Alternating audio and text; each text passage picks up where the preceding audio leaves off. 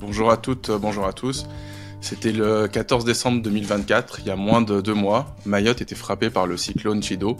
Des milliers d'habitations, notamment des bangas, c'est comme ça qu'on appelle là-bas les bidonvilles, étaient rayées de la carte.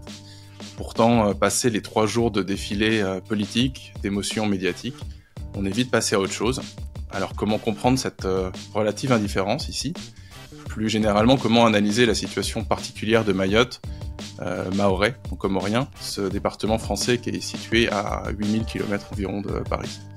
Alors pour nous aider à y voir plus clair, on reçoit aujourd'hui Rémi Carayol, journaliste indépendant, coordinateur du comité éditorial du site d'information Afrique 21, auteur régulier dans Mediapart, Le Monde diplomatique et Orient 21, et auteur de Mayotte, département colonie, aux éditions La Fabrique. On décrypte tout ça ensemble et c'est maintenant.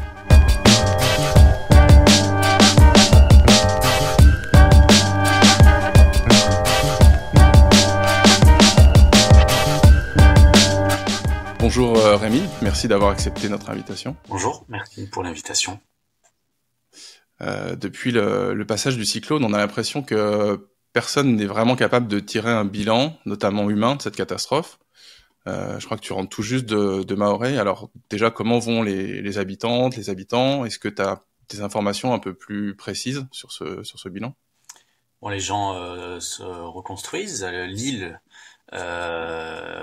se reconstruit, y compris la végétation, puisque au paysage de dévastation qui ont suivi le passage du cyclone, petit à petit, on voit l'herbe qui repousse, les arbres qui ont à nouveau des feuilles, mais c'est vrai qu'on est dans une situation encore très problématique. Il y a encore énormément de maisons, par exemple, qui n'ont toujours pas de toit. Par contre, les quartiers qui ont été les plus touchés par le cyclone, donc qui sont les bidonvilles, qui étaient constitués essentiellement de maisons en tôle, eux ont très vite été reconstruits. Et les gens, au bout de quelques jours, parce que dans l'urgence il fallait un toit, se sont reconstruits leur maison avec ce qu'ils trouvaient. Pour ce qui est du bilan, c'est un vrai problème puisqu'on est bientôt, on approche des 2 mois après le cyclone et on ne sait toujours pas et on ne saura probablement jamais combien de personnes ont été tuées par le cyclone Chido. On ne le sait pas parce que l'État lui-même ne le sait pas, ou en tout cas ne veut pas le dire. Le bilan officiel fait état de 39 morts et de un peu plus de 5000 blessés. Alors on est probablement très loin des milliers de morts que le préfet avait évoqués au lendemain du cyclone, mais on est également très probablement assez loin de ces 39 morts. Des sources plus ou moins fiables évoquent une fourchette entre 100 et 200 morts. Moi-même, sur le terrain, j'ai essayé de chercher. Très clairement, quand on va dans les bidonvilles, on ne trouve pas des personnes qui disent « mais oui, il y a eu tant de morts ». En fait, il y a assez peu de morts. Dans un bidonville, on peut trouver 2, 3 personnes qui sont mortes dans ce bidonville, et pas plus. Alors, c'est possible que des morts soient tues, pour tout un tas de raisons, mais même si des morts sont tues ou même ne sont pas connues, on sera très loin des chiffres dramatiques qui ont été avancés dans les premiers temps. La question qui se pose aujourd'hui, c'est combien de personnes sont mortes véritablement, mais aussi qui est mort. Parce que ce qui est assez extraordinaire, c'est que les autorités refusent de donner la liste des 39 personnes qui ont été tuées par Chido. On se demande bien pourquoi. Moi-même, j'ai fait la demande, mais je suis pas le seul. Un sénateur a également fait la demande. Il n'a pas de réponse. Et ça pose question. Pour quelle raison l'État refuse de donner la liste de ces morts? J'en ai retrouvé, moi, j'ai retrouvé des familles de quelques-unes de ces personnes qui étaient mortes. Elles n'ont aucune nouvelle de la part des autorités. Aucune aide ne leur a été proposée. Et elles savent même pas, en réalité, si le membre de leur famille qui est mort est comptabilisé dans ces 39. Et ça, c'est tout de même très problématique. Ça heurte beaucoup de conscience, y compris au niveau des forces de sécurité, au niveau des gendarmes et des policiers. Un gendarme, par exemple, m'a dit, mais est-ce imaginable une telle imprécision, une telle opacité dans un territoire de l'Hexagone s'il y arrivait une catastrophe de ce type? La réponse évidemment est non. On connaîtrait le nom des victimes et on aurait dans la presse des portraits de ces victimes. Hélas, les habitantes et les habitants de Mahorais n'ont pas attendu le cyclone pour vivre dans ces conditions dramatiques. C'est une île où il y a 77% des habitants qui sont sous le seuil de pauvreté, où il y a presque 40% de chômage, des dizaines de milliers de personnes qui habitent dans les bidonvilles. Très récemment, il y avait un rapport parlementaire qui montrait la préparation complètement insuffisante, même pour pas dire inexistante, face aux dangers climatiques dans les Outre-mer, en particulier à Mayotte. De manière générale, quelle est d'après toi la responsabilité de l'État français dans le drame que vivent les habitantes et les habitants depuis le 14 décembre? Voilà, elle est majeure. Parce que d'abord, effectivement, l'État n'a pas été en mesure de prévoir et d'anticiper cette catastrophe qui devait arriver un jour ou l'autre. On savait qu'un jour Mayotte serait victime d'une catastrophe. Alors ça pouvait être un cyclone, ça peut être un séisme, ça peut être une éruption volcanique. C'était une évidence, et ce rapport parlementaire qui a été publié il y a quelques mois en faisait état. Et rien, ou en tout cas très peu de choses, n'ont été faites pour anticiper cela. De même, à l'approche du cyclone, on peut s'interroger sur l'information qui a été passée, ou la manière dont l'information est passée pour prévenir les gens. Beaucoup disent qu'ils ont été prévenus trop tard sur la dangerosité de ce cyclone, même si c'est vrai que c'était pas facile à prévoir. Il avait une trajectoire vraiment très particulière, très surprenante. Et puis surtout se poser la question des abris, certes, avaient été mis en place, mais pour beaucoup des habitants de l'île de Mahorais qui sont en situation irrégulière, il était hors de question d'aller dans ces abris, tout simplement parce qu'ils craignaient que ça ne soit une stratégie pour les contrôler, pour les arrêter, parce que depuis des années, les forces de l'ordre, et notamment la police aux frontières, met en place des stratégies pour essayer d'attraper des personnes en situation irrégulière et pour les expulser. Mais la responsabilité de l'État, elle est surtout très importante dans la gestion du cyclone, dans l'après, d'abord dans les heures qui ont suivi, dans les quartiers qui ont été rasés, dans les bidonvilles, il n'y a pas eu de secours. Il a fallu attendre plusieurs jours, parfois une semaine, parfois plus même, pour que les habitants de ces quartiers, qui ont été dévastés littéralement, aucune maison n'a résisté, pour que les habitants de ces quartiers voient des secours arriver. Ça veut dire que des vies qui auraient pu être sauvées n'ont pas été sauvées. Là aussi, on n'a pas de réponse de la part de l'État. Pourquoi les pompiers, notamment des pompiers qui avaient été envoyés en renfort, en prévision, pourquoi les policiers, pourquoi les gendarmes, mais aussi pourquoi les militaires, il y a un détachement de la Légion étrangère à Mayotte, pourquoi ils ne se sont pas rendus sur les quartiers les plus touchés pour essayer, de sauver des vies et de secourir les gens, et de comptabiliser les personnes qui avaient été tuées. Et là, il y a une responsabilité très nette de l'État, et si un jour une commission d'enquête parlementaire voit le jour, comme le demande le sénateur Saïd Omar Wali, certainement qu'elle pourra pointer les responsabilités de cette passivité très surprenante. Et puis ensuite, il y a une troisième question sur la responsabilité de l'État qui se pose aujourd'hui. Des semaines après le passage du cyclone, l'aide est toujours insatisfaisante. En tout cas, elle n'est pas à la hauteur de ce qui est annoncé. Beaucoup de gens dans les villages disent qu'ils n'ont jamais reçu d'aide, ou très peu, que les distributions alimentaires sont rares, celles de l'État en tout cas, et que les distributions d'eau sont rares. Beaucoup parlent de dysfonctionnement aussi. Beaucoup s'interrogent, les bâches qui ont été promises, où sont-elles, puisqu'ils n'en voient pas la couleur. Et en fait, finalement, ce sont des ONG qui ont répondu plus rapidement que l'État. Il y a une ONG qui fait de la distribution alimentaire, par exemple, notamment dans les quartiers les plus précaires. Il y a des ONG qui apportent des soins dans les bidonvilles, ce que ne fait pas l'État.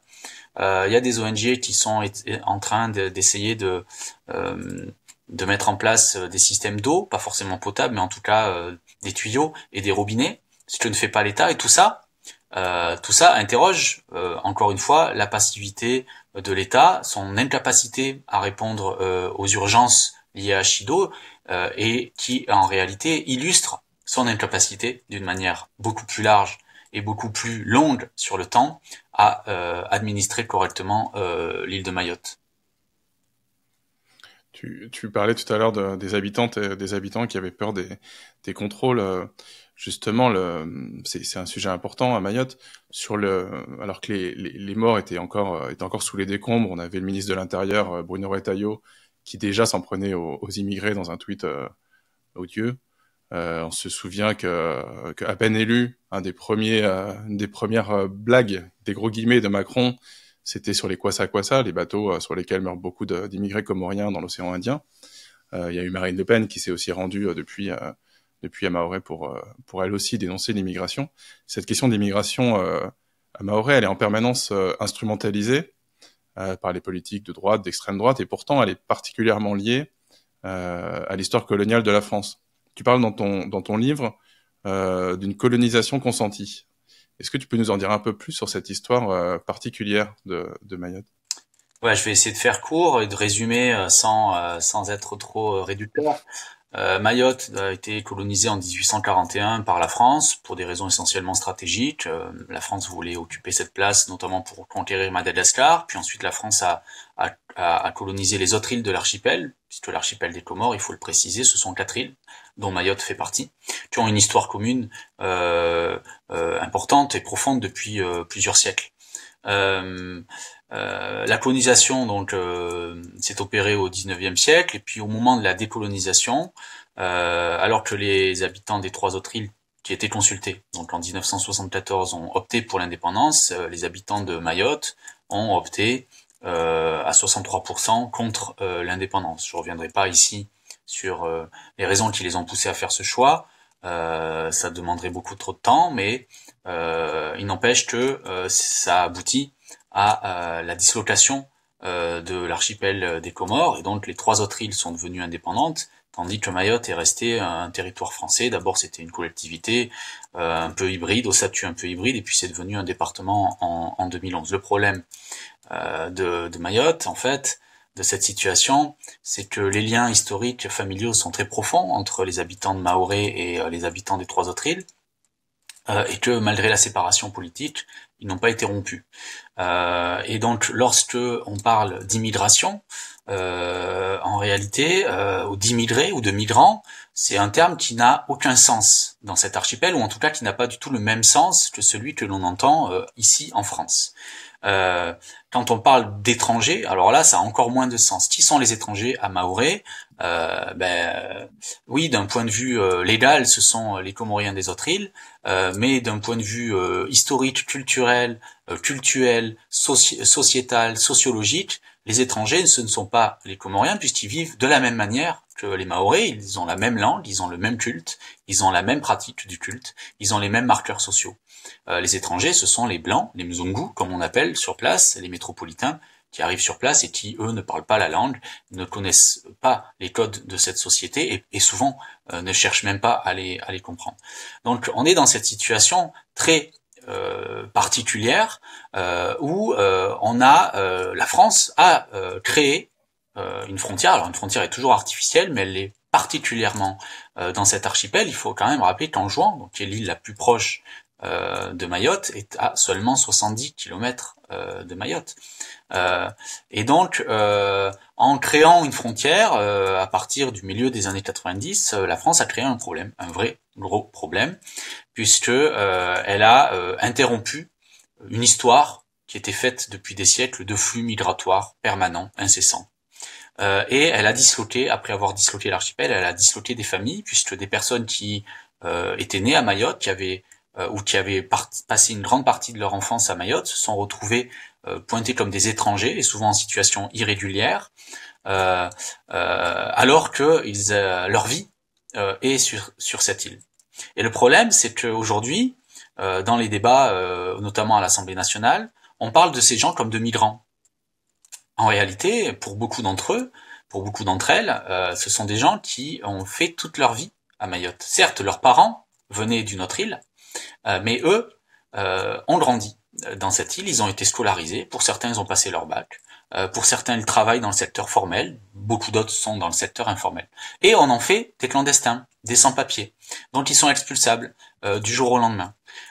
Donc ils sont dans une situation de précarité absolue, qui font qu'ils sont exploités d'un point de vue économique, qu'ils vivent dans ces bidonvilles qui ont été rasés par le cyclone Chido. Et Le problème, c'est que tout le débat depuis une vingtaine d'années tourne autour de cette question migratoire. Tous les problèmes de Mayotte sont présentés comme étant le résultat de cette migration, alors qu'en réalité, tout un tas de causes expliquent les problèmes que rencontrent les Mahoraises et les Mahorais aujourd'hui. Je prendrai juste l'insécurité, puisque c'est celui qui est mis en avant par la plupart des élus locaux, mais aussi par les membres du gouvernement, qui lie immanquablement insécurité et immigration. L'insécurité est le fait d'une grande partie de la jeunesse. Parmi ces jeunes, il y a des jeunes qui sont effectivement des étrangers ou des potentiels étrangers, entre guillemets, mais il y a beaucoup d'entre eux qui sont nés à Mayotte, qui ont vécu toute leur vie à Mayotte et qui, arrivés à leur majorité, se trouvent dans une situation où ils ne sont pas régularisables, parce que la loi n'est pas la même à Mayotte que dans le reste du territoire national, en matière de droits des étrangers, et donc ils sont bloqués, qui sont coincés, et certains d'entre eux se révoltent contre le système, et cette révolte prend plusieurs formes, et notamment la forme la plus représentée aujourd'hui, c'est une forme de délinquance juvénile, qui consiste à caillasser des bus, à cambrioler des maisons, à s'en prendre à un certain nombre de représentants de l'État, par exemple. Et le grand danger est que après Chido, ce discours qui vise à indexer les étrangers s'est accéléré, c'est encore une fois intensifié, et aujourd'hui on n'entend que ça, et on voit que à l'Assemblée nationale, par exemple, on va toucher au droit du sol sur une proposition du groupe LR, donc de la droite. L'idée est de raboter encore un peu plus le droit du sol. Il avait déjà été raboté en 2018, uniquement pour Mayotte. Et là, l'idée est de le raboter encore un peu plus, de rendre plus difficile l'accession à la nationalité. Le problème, c'est que cette loi est présentée comme étant un moyen de mettre fin aux arrivées, aux flux migratoires, alors qu'en réalité, ça ne mettra pas fin aux flux migratoires, mais ça poussera dans la clandestinité une population qui est là, présente sur l'île et qui y vit parfois depuis sa naissance. Alors tu parlais des propositions de la droite au Sénat. On va parler des propositions de la gauche dans le programme du nouveau Front populaire. Au moment des élections législatives anticipées de juin dernier, il y avait un paragraphe sur Mayotte qui promettait, je cite, de cesser de faire de Mayotte un territoire de seconde zone de la République et notamment d'aligner le RSA et le SMIC sur le reste du pays. Autrement dit, poursuivre l'assimilation de Mayotte comme un véritable département français. Pour toi, dans ton livre, tu expliques que c'est une fausse bonne idée. Est-ce que tu peux nous expliquer pourquoi et vers quoi il faudrait aller, selon toi? Ouais, c'est difficile à faire comprendre parce que si l'on se place d'un point de vue franco-français, la demande d'égalité, c'est une demande d'égalité que émettent les Mahorais quand ils demandent les mêmes prestations sociales, les mêmes droits sociaux. Cette demande d'égalité, c'est difficile de s'y opposer, surtout quand on est de gauche. Le problème, c'est que il faut réfléchir Mayotte autrement que par le prisme franco-français. Tant que on pensera Mayotte comme un territoire de France posé là au milieu de l'océan Indien, on, ne comprendra rien à la situation et deux, ne trouvera aucune solution. Parce que Mayotte, il faut le dire, c'est un territoire comorin qui a été arraché à son archipel. Encore une fois, pour tout un tas de raisons et parce que les Mahoraises et les Mahorais l'ont voulu. Mais c'est un territoire comorien qui a été arraché, qui ne peut pas s'administrer comme un simple département de l'Hexagone, ou de ce que l'on appelle encore la métropole, qui est un terme très problématique puisque c'est un terme colonial, et qui a des spécificités très particulières. Alors, lorsque on constate en fait que depuis que Mayotte est devenu département et que Mayotte quelque part se rapproche dans les normes législatives de ce qui est pratiqué dans l'Hexagone, la vie sur l'île se dégrade. Il y a de la délinquance, il y a énormément de grèves, énormément de mobilisation sociale, énormément de frustration, parce que en réalité ça va pas assez vite pour les habitants de cette île, mais aussi l'autre phénomène, c'est que on a fait de Mayotte du coup, en abondant notamment les fonds, en envoyant de l'argent, en construisant des infrastructures, on a fait de Mayotte un terme que j'aime pas trop, mais une forme d'Eldorado dans la région. Et c'est-à-dire qu'avant, lorsque l'on venait des autres îles, on venait pour voir la famille, on venait pour participer à des fêtes religieuses, on venait pour trouver un peu de travail, puis ensuite rentrer chez soi. Maintenant, on y vient pour trouver du travail, on y vient pour se faire soigner, on y vient pour que les enfants soient scolarisés, on y vient parce que c'est une immigration de survie.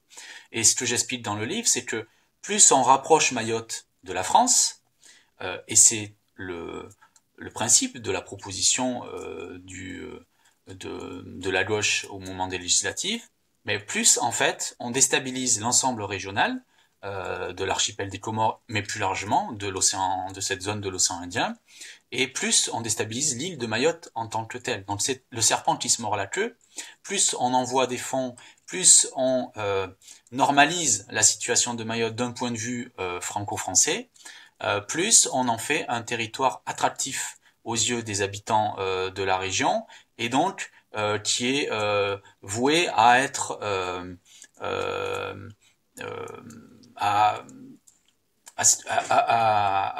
qui est destiné quelque part à devenir une terre d'immigration très très forte en fait. Et donc, quelque part, effectivement, à déstabiliser l'île parce que l'île n'est pas extensible et que la population commence vraiment à devenir importante sur ce territoire. Donc, ce que j'essaye d'expliquer aux gens de gauche qui prônent la marche vers le droit commun, comme on dit, ou cette égalité, c'est que oui, c'est bien beau et dans les faits, sur le papier, on ne peut pas y être opposé, mais qu'en fait, les conséquences sont désastreuses, littéralement, à la fois pour l'ensemble de l'archipel des Comores, mais aussi pour les habitants à Mayotte. C'est un discours qui n'est pas, j'en suis conscient, qui est difficilement audible, que ça soit à Mayotte, où il y a cette quête d'égalité, mais aussi au niveau de la gauche française. Mais il faut sortir en fait de on va dire de ces présupposés. Il faut arrêter de penser Mayotte comme on pourrait penser d'autres départements d'outre-mer. C'est une histoire très particulière, une géographie unique, qui fait que ce territoire ne peut pas être administré comme la Réunion, par exemple, pour ce qui est du département d'outre-mer voisin le plus proche. Parce que on va droit dans le mur en réalité en développant artificiellement l'île de Mayotte et en quelque part essayant de l'extraire d'un environnement régional qui lui est très pauvre et qui ne suit pas. Donc, tant qu'on réfléchira de cette manière, à mon sens, on sera incapable de trouver des solutions aux grandes problématiques qui se posent aujourd'hui à Mayotte. Je te remercie pour ces quelques clés qui vont, je pense, permettre d'y voir un petit peu plus clair. Je recommande à nouveau ton excellent livre qui est sorti il y a quelques semaines, Mayotte, département colonie, aux éditions La Fabrique. Donc je vous invite vraiment toutes et tous à le lire parce que c'est vraiment très intéressant. Moi, j'ai appris beaucoup de choses et je pense qu'on y voit encore plus clair une fois qu'on a lu ce livre. Ben, merci beaucoup, Rémi. Merci à toi. Et puis, à très bientôt. À bientôt.